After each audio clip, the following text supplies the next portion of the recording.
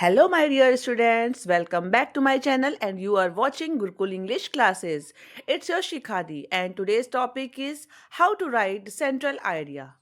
And आज मैंने आपके लिए क्लास 12th की बुक फ्लेमिंगो की सबसे important poem my mother at 66 का सेंट्रल आइडिया पिक किया है। तो आज मैं आपको बताने वाली हूँ, पढ़ाने वाली हूँ central idea, how to write central idea and इसी के साथ हम जानेंगे की poetic devices in the poem my mother at 66। तो आइए स्टार्ट करते हैं। बट स्टार्ट करने से पहले अगर अभी तक आपने मेरा चैनल सब्सक्राइब नहीं किया है तो प्लीज़ कर लीजिए। साथ ही साथ बेल आइकन प्रेस कर लीजिए ताकि आपको मेरे नए वीडियोस की नोटिफिकेशन मिलते रहें। कैसी चल रही है आपकी तैयारी? आई होप आप सभी अच्छा कर रहे होंगे, अच्छे से पढ़ रहे होंगे। जैसा कि आप सभी को पता है कि माई मदर एट 66 का वीडियो ऑलरेडी अपलोडेड है। साथ ही साथ कंप्लीट पोइट्री का भी वीडियो अपलोडेड है मेरे चैनल पर, आप देख सकते हैं। और आज मैं आपको सेंट्रल आइडिया बताने वाली हूँ। तो आइए स्टार्ट करते हैं। Central idea of the poem my mother at 66। तो स्टार्ट सभी बच्चे सेंट्रल आइडिया लिखते हैं हर एक बुक में, हर एक जो भी गेस्ट पेपर हैं, जो भी आपके विद्या है, अवतार है, जो क्वेश्चन बैंक हैं, सभी जगह सेंट्रल आइडिया आपको मिल जाएंगे। बट उसी सेंट्रल आइडिया को थोड़ा सा प्रेजेंटेशन में अच्छा करके हम थोड़े और अच्छे मार्क्स गेन कर सकते हैं। तो बस यही बताना चाहूँगी कि आप सभी जब भी पोम को सेंट्रल आइडिया को लिखिए तो सबसे पहले उसका एक हेडिंग सेंट्रल आइडिया ज़रूर लिखिए, जैसा कि आप सभी लिखते ही होंगे। आप यहाँ से सेंट्रल आइडिया लिखते हैं, ये सेंट्रल आइडिया आपका होता है। बट मैं आपसे कह रही हूँ कि आप थोड़ा सा इसको डेकोरेटिव कर दीजिए। सबसे पहले आप नेम ऑफ द पोम की हेडिंग डाल दीजिए और सामने लिख दीजिए माई मदर एट 66, या फिर कोई भी अगर सेंट्रल आइडिया आप नोट डाउन कर रहे हैं तो उसका नाम आप लिख सकते हो। साथ ही साथ अगर आप पोएट का नाम लिख देते हो तो ये सो फॉर सो गुड होता है। एक अच्छा इम्प्रेशन, एक कॉपी का अच्छा प्रेजेंटेशन बनता है, बस। और ये कुछ नहीं है, बस एक प्रेजेंटेशन है। तो अपना इम्प्रेशन जमाइए, अपना प्रेजेंटेशन अच्छा करिए ताकि आपको एग्जामिनर खुश होकर अच्छे अच्छे मार्क्स दे, बस इतना ही है। तो थीम ऑफ द पोम लिख देते हैं। थीम ऑफ द पोम एक अलग से क्वेश्चन भी आता है। अगर हम बात करें सीबीएसई बोर्ड की तो वहाँ पर हर एक पोम की थीम पूछी जाती है। तो एक छोटी सी थीम मैंने इस पोम की लिखी है। This pome is an intimate work presenting the poets thoughts. केवल यहाँ पर कवयित्री के अपने विचार हैं और और कुछ नहीं है। तो आप ये थीम आप यहाँ पर नोट डाउन कर सकते हैं। उसके बाद आपके 3 लाइन्स लिख करके सेंट्रल आइडिया स्टार्ट करिए तो आपका अच्छा एक प्रेजेंटेशन हो जाएगा। अगर आप ये नहीं भी लिख रहे हैं, आप चाहें कि आप थीम नहीं लिख रहे हैं, दीदी मैं थीम नहीं लिखूंगा, तो मत लिखिए, कोई बात नहीं। But name of the poem और नेम ऑफ द पोएट जरूर लिखिए, ठीक है। उसके बाद आप सेंट्रल आइडिया स्टार्ट करिए और सेंट्रल आइडिया स्टार्ट करने के लिए आप सबसे पहले एक लाइन पूरी पूरी छोड़ दीजिए। जैसा कि आप यहाँ पे देख रहे हो कि नेम ऑफ द पोम लिखा गया है, नेम ऑफ द पोएट लिखा गया है, थीम ऑफ द पोम लिखा गया है, उसके बाद ये लाइन छोड़ी गई है, उसके बाद एक पूरी लाइन छोड़ी गई है। एक पैराग्राफ से स्टार्ट करिए और सेंट्रल आइडिया मैंने आपको लिखा है यहाँ पर, आप देख लीजिए। The poem my mother at 66 composed by Kamala Das. The poem deals with the feelings of fear and emotions that daughters experience with regard to their mothers. Children are attached with their mothers so much and afraid of losing them.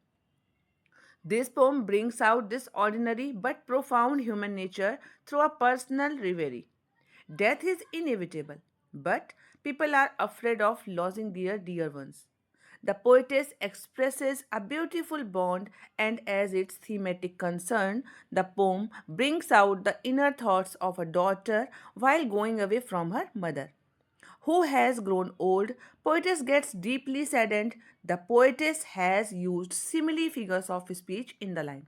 आप central idea में एक कोई figures of speech जरूर indicate कीजिए और साथ ही साथ उसकी कोटेशन भी ब्लैक पेन से, बोल्ड बोल्ड ब्लैक पेन से नोट डाउन करिए ताकि आपका जो सेंट्रल आइडिया है उसका लुक और अच्छा हो सके। यानी कि आप ये बता रहे हो कि सर या मैम, जो भी मेरा कॉपी चेक कर रहा है, सर या मैम, मुझे इस सेंट्रल आइडिया की पोम का नाम भी पता है, पोइट का नाम भी पता है, मुझे इसकी थीम भी क्लियर है, साथ ही साथ मुझे फिगर्स ऑफ स्पीच भी क्लियर है।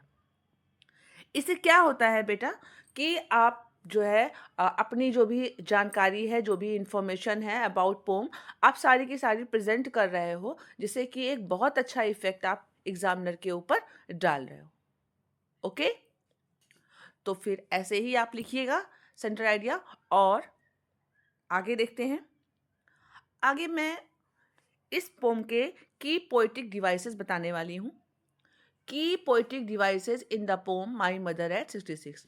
कौन कौन सी पोएटिक डिवाइसेस कमला दास ने इस पोम में यूज़ की हैं और कौन कौन सी लाइन में यूज़ की हैं, ये मैं बताने वाली हूँ। तो फर्स्ट ऑफ ऑल सिमिली है, use for direct comparison to highlight the mother's fragility. कौन कौन सी चीज़ें यूज़ की हैं?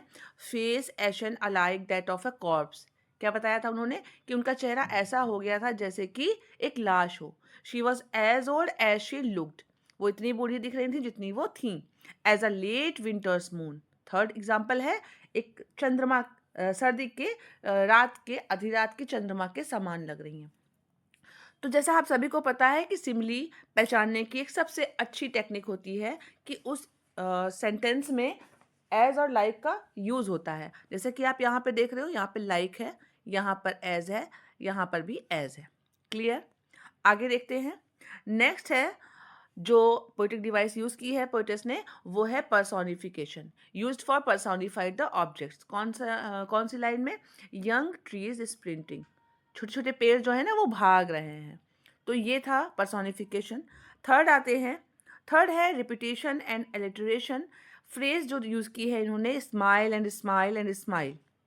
यहाँ पर एस का वैसे तो बेसिकली उन्होंने पूरे पूरे वर्ड्स का ही रिपीटिशन किया है, और एलिट्रेशन भी इसी को ही बोलते हैं। मतलब जहाँ पर शब्द का और एक अक्षर का पुनरावृत्ति होती है, तो वहाँ पर रिपीटिशन और एलिट्रेशन होता है। तो आप देख सकते हो इस फ्रेज में smile and smile and smile shows the रिक्रेस departure conscious effort to mask her anxiety and pain. मतलब वो अपनी दर्द को, अपने कष्ट को छुपाने के लिए एक फेस पर मास्क पहन रखा, और मास्क किस चीज़ का है? स्माइल का। क्लियर? तो फिर यहाँ पर रिपीटिशन और एलिट्रेशन है। नेक्स्ट है मेटाफर। पोइटिस ने मेटाफर भी यूज़ किया है। कहाँ पर यूज़ किया है? Children spilling. इस वाक्यांश में उन्होंने मेटाफर का यूज़ किया है, क्योंकि acts as a metaphor for the untamed energetic flow of life. जीवन का जो इनर्जेटिक फ्लो दिखा रहा है, ये लाइन जो दिखा रही है, ये जो वाक्य दिखा रहा है, तो यहाँ पर मेटाफर है। साथ ही साथ the poem's tone is personal, melancholic and reflective, heightened by these literary techniques. इस कविता की जो टोन है वो पर्सनल है, जैसा कि आप सभी को पता है, ऑटोबायोग्राफिकल है तो पर्सनल है। मेलंकली है इसमें, क्योंकि एक दुख व्यक्त कर रही हैं कवियत्री अपनी माँ से बिछड़ने का। एंड रिफ्लेक्टिव, विचारात्मक है। हाइटेंड, और इसलिए इस कविता की श्रेणी को उच्चीकृत करती है, बढ़ाती है बाय दीज लिटरेरी टेक्निक्स, इन टेक्निक्स का प्रयोग करके। तो क्लियर है? तो आप समझ गए होंगे कि वैसे ये मतलब इसमें मैंने दोनों चीज़ें बताई हैं, तो ये मत सोचिएगा कि सेंट्रल आइडिया के बाद मैं दीदी ने ये भी बताया ये भी लिखना है। ये लिखना नहीं है बेटा, ये सिर्फ आपको पता होनी चाहिए, क्योंकि पोएटिक डिवाइसेस का अलग से पूछा जाता है। तो अलग से अगर क्वेश्चन आता है तो आप पोएटिक डिवाइसेस आपको पता होनी चाहिए कौन कौन सी हैं। सीबीएसई के लिए खास कर है, क्योंकि वहाँ पर तो पूछा ही जाता है। यूपी बोर्ड में सिर्फ सेंट्रल आइडिया पूछा जाता है, और वहाँ पर अगर आपने एक भी एग्जाम्पल लास्ट में शो कर दिया तो सो फॉर सो गुड है। तो क्लियर हो गया होगा आप सभी को। ये था सेंट्रल आइडिया और ये थी पोएटिक डिवाइसेस। मिलते हैं नेक्स्ट वीडियो में नेक्स्ट पोम के साथ। तब तक के लिए tata, bye bye and thank you for watching. Keep watching